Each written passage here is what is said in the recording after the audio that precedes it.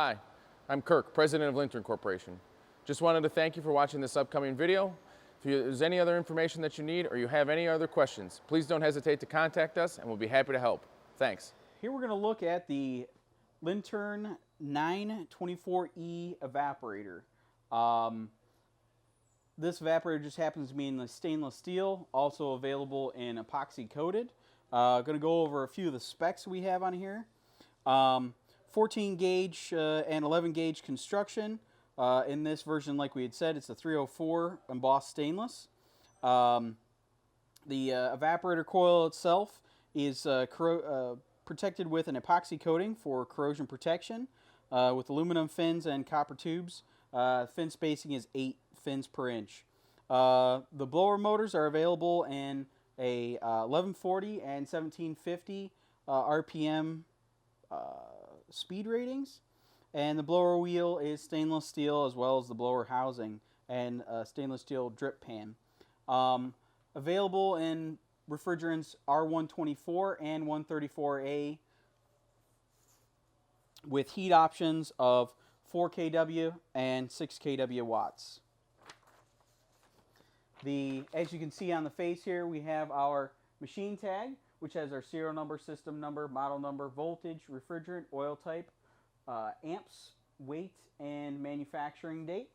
And we also have the ports for taking our superheat.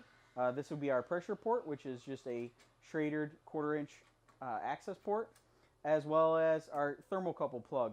This will take either the large style, commercial style type plug, or the flat pin style that you would see on your standard digital thermometer used in field service.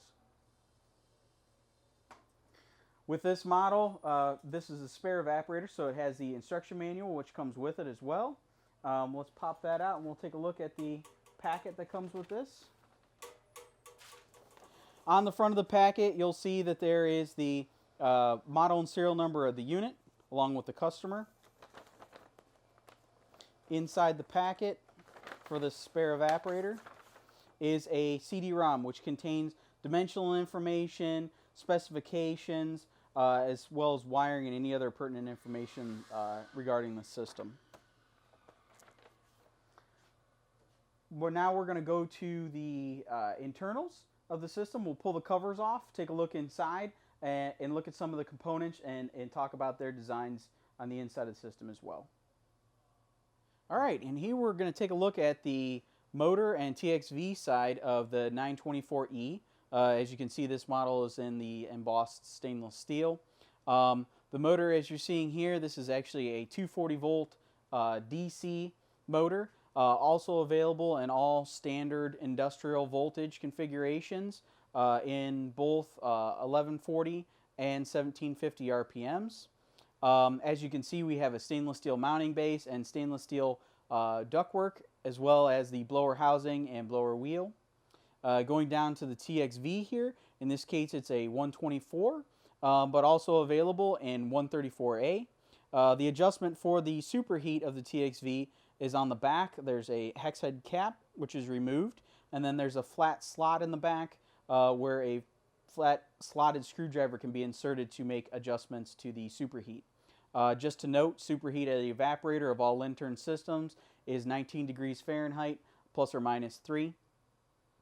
Going down, we have our ports, our equalizer port for our TXV, as well as our suction access port, which connects to the front of the evaporator with the superheat port for the thermocouple. Going down a little farther, we have our TXV with our expansion valve bulb mounted here underneath some cork tape, so we keep that well insulated. And then lastly, we have our drain pan connection here for the condensate, and as you can see, the drain pan is also constructed of stainless steel. And so now we'll flip to the electrical side of the 924E evaporator. Alright, and now we're going to take a look at the electrical service side of the 924E evaporator. One thing I want to note before we take the cover off is that we have the yellow triangle with the lightning arrow in it to denote that this is the electrical service side of the 924E evaporator. So we're going to take the last screw out. remove the cover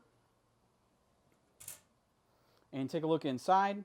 Here, as you can see to the left, we have the heating element, which in this case is removed by the 4 screws, and then you would disconnect the wires to the heating element, as well as our over temp stat, which is inside here, and that is rated at 175 degrees Fahrenheit. These all lead back to the terminal blocks here, which is where you would find all of your heater and motor lead connections. This is where it would be connected to go out to your control panel. This is where the wire would also be coming if this were to have a transducer, which we use for low ambient control. Your electrical knockouts are located here in the back panel.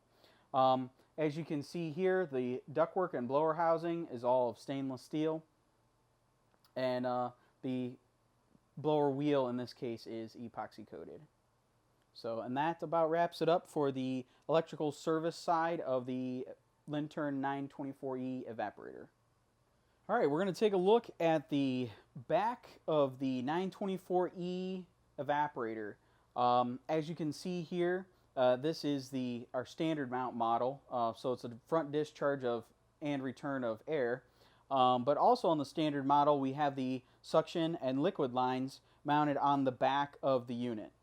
Also here, you'll see the condensate drain for this, and then this would be piped out to your condensate trap.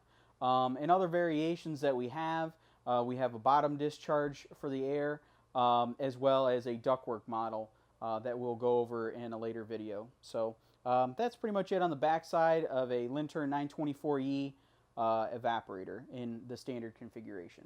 All right, we're going to take a look at the bottom of a 924E evaporator in the standard mount configuration. As you can see, this guy's in stainless steel. In this case, with the standard mount, the bottom opening is covered with a blank-off plate. In a C-mount configuration, this plate would actually go onto the face of the unit, and there would be an opening for the ductwork to be installed for a down blast configuration. Refer to Linturn's installation instructions and dimensionals for the ductwork sizing and for installation of the downblast models, and as well as the standard model mounting configuration 924E evaporators.